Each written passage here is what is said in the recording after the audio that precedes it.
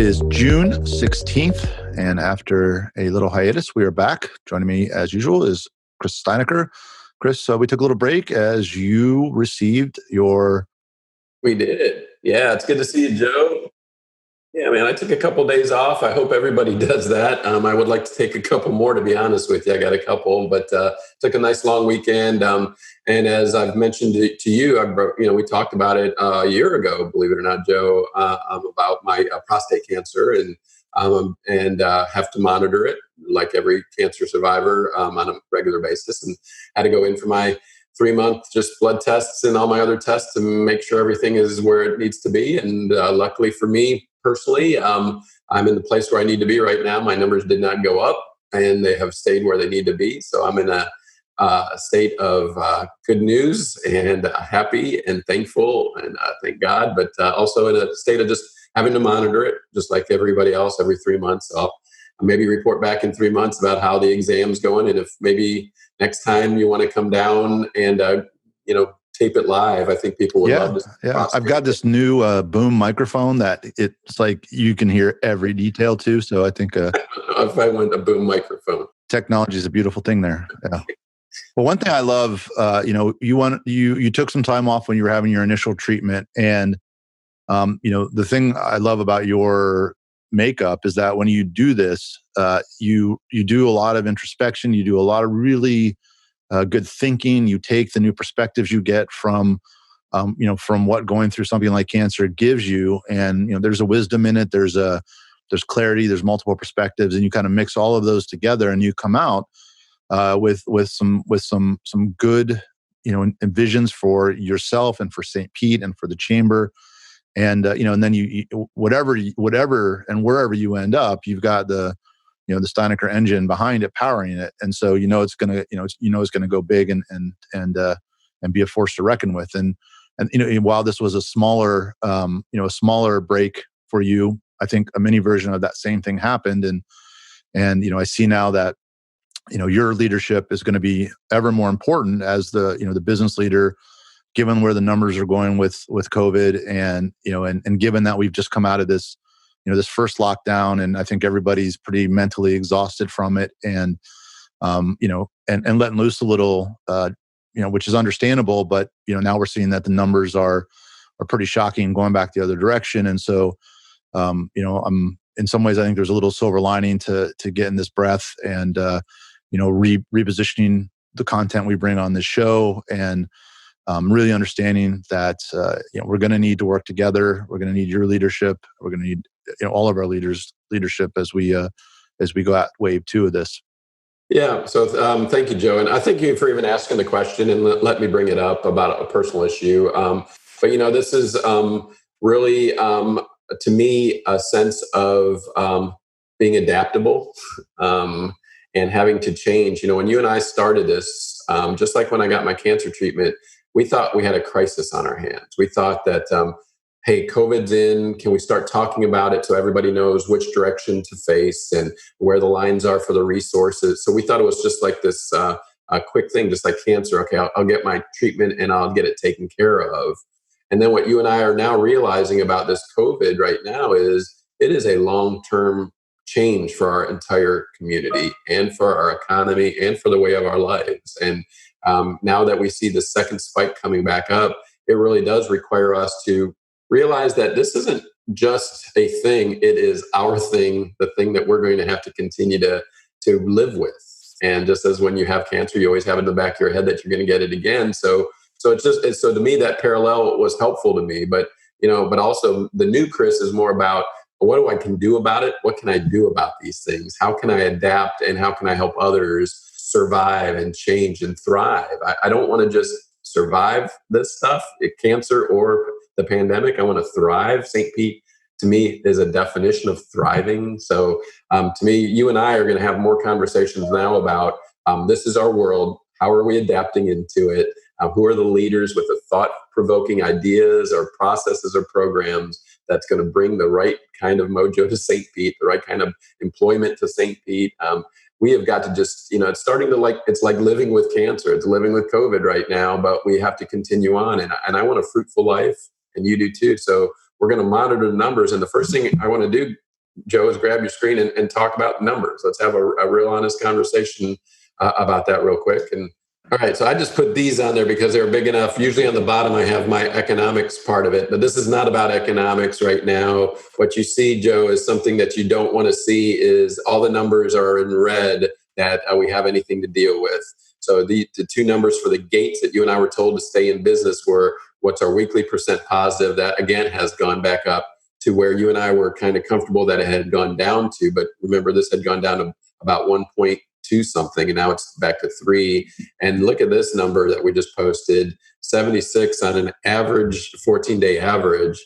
And if you look at that, I loaded it in from April 1st. You can see where we started. This is, Joe, remember how we thought the world was coming to an end when it was this high? And we were like, how are we going to be able to do it? And what was next? This was our peak at about 24. We opened back up phase 1 on May 3rd. We expanded to phase 2 around the beginning of June. And since that period of time, you can see now the pure spike we've had. And what we were told, Joe, is like if you get, a certain amount of days of an ever increasing rate, you should be monitoring it. Well, I'm telling our community right now, and I'm telling our leadership, and I'm telling every business and every consumer, we should be worried about this, guys. This is not a normal predictive curve for us. We're going the other direction. We will have to do something different. And also what I would say is, I agree that it's a lot of more tests. I mean, look, Joe, now you're starting to see 3,000 numbers. Remember, about 2 weeks ago, we started to hit 2,000. We're like, holy cow. So yes, there's a lot more testing. And I will be the first one to say absolutely. But what concerns me are these percent positive testing that you and I had been monitoring. We said we wanted to keep that under 4, and you're starting to see numbers that are not under 4 quite on a consistent basis for this last week. That's what we need to monitor. And why I don't believe it's going to go down too much is this is our precursor to that, Joe. And look what's happened. I mean, we were watching these the weeks before this, and it was just heading down, down, down. And now the notion of people saying they are suffering some things that sound like COVID are increasing as well. So I don't think we are at the top yet of this effort. Now, the most important part, so that we don't freak people out too bad, is just, will there be a hospital bed available for me if, God forbid, I get sick or someone in my family? What we're starting to see now is we have a drop in our ICU beds. We got about 20%. We had over 26% at one time when we were running about 90 beds. Now so we've taken some of that capacity. And our hospital beds, though, have stayed somewhat similar. Joey, you and I have said 25% has been an average. Our ventilators are down a little bit, but still in the 80%. So to me, I know that the numbers are huge. This still looks good, but not great. So this is where we have to really determine how painful do we want this to look. I mean, are you comfortable with 30 beds tomorrow? Or what is the number that you and I would have to say? And I'm calling all business leaders to say, we've got to set some metrics for that so we know how to operate going forward. I think the best way you and I can operate right now going forward, Joe, is just wearing the flocking mask, social distancing. You've heard recently, we just lost a lot of, we have about 4 of our restaurants down that have been closed because they're testing some employees who have been contacted. We've had bank branches that have been closed because of the same reason. We're getting offices, same thing. So it's out there. So we're actually, the Chamber's going to be doing a town hall on Thursday where we're going to have some folks talk about just how do you adapt when you come back to work? How can employees, why do we need to come back to work? When can we still stay at home? Because I think we are just having to have this conversation again, and we're going to have to keep doing it, Joe. And so what are your thoughts when you see numbers like that? I sometimes I feel like we're in that movie where there's some sort of disaster coming or whatever, and people aren't. I feel like we're kind of at that point where we'd be yelling at the screen, "Don't go in there!" If we were watching it as a movie, and so but at the same time, there's so many factors to it. People are really over being locked down, right? And just 24 hours a day stuck in the same place, and and then of course the businesses, the piling, now that the first waves of the financial assistance have kind of burned off, and people are starting to hit the real wall with rent piling up and joblessness and things like that. That adds to the stress too. And so, there's just a lot of unfortunate factors that cause people to be under stress, and people react differently to stress. So what I would hope is that, that we always keep perspective, right? It's not to wear the mask is not the enemy, right? It's these things where we start to position, my stress is tied to this thing. Wearing the mask is a pretty light thing to do, really. It's nothing major. It doesn't need to be a statement. It doesn't mean it's just taking a basic, like wearing a seatbelt, right? Maybe you could argue that you'll never get in a car accident. Maybe you could argue that most car accidents aren't fatal, but it's still, why not wear a seatbelt, right? And so I kind of equate it to the same thing. But I think the reason why people put more weight onto it is because they just sort of you can get altered perspectives on what matters and what doesn't matter when you really get down a rabbit hole, which is totally understandable given the stress, and I feel it myself. So keep perspective on the long game, on St. Pete's long term and our citizens' long term health and economic recovery, because going the other direction, opening up is a microeconomic recovery, but it could very, very realistically cause a major economic problem in the future. And so, again, that's where that perspective comes in. And there will be, to your point, there will be some carnage along the way, and we've already seen it. And that's the nature of these types of downturns in the economy. Obviously, mixing that with a pandemic really hasn't happened in a long time.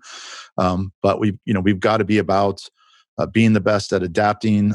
We got to see it for honor what we've lost, but also be energetic about moving into the new opportunities.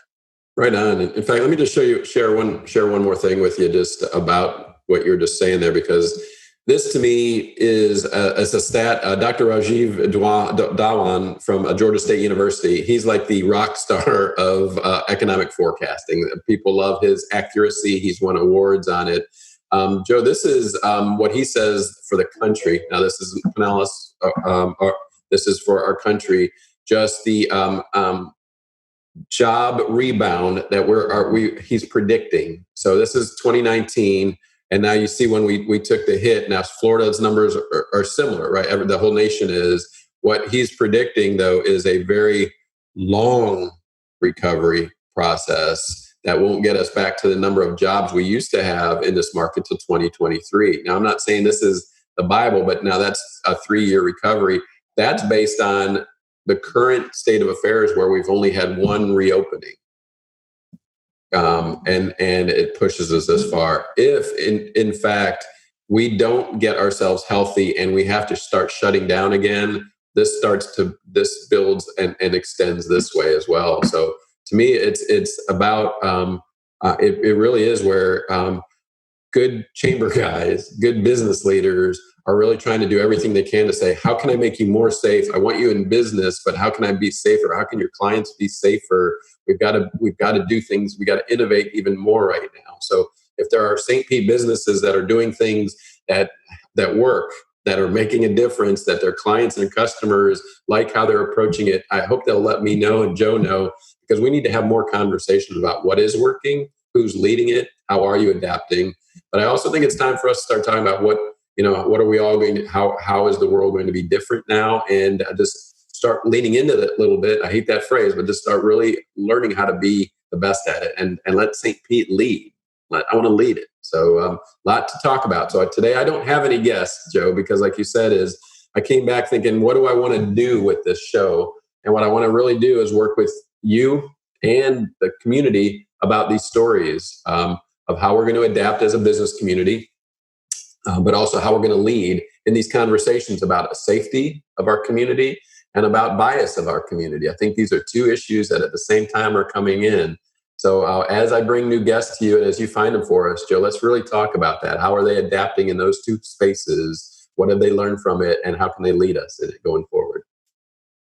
It's great, and also while honoring the pain that everybody's suffering now, because there's no doubt about it that we are all suffering pain. But leadership is about getting us through that pain and to the other side of that pain. And there's a real opportunity here for St. Pete to to set an example for the nation, to move up some notches in all the things that we're aspiring to be, because of the St. Pete way and because of all of us working together to be the ones that lead out of this. And I'm excited for that opportunity, again, while also respecting that there's a lot of suffering going on. Understood. Yeah, I'm looking forward to it. So thanks for having me on the show today, Joe. I look forward to bringing some guests back this time, and let's really understand what we're talking about here, and let's let St. Pete shine, because I think it's time. It's upon all of us to be the leaders we're being called to be, and I'm ready, and I know you are too.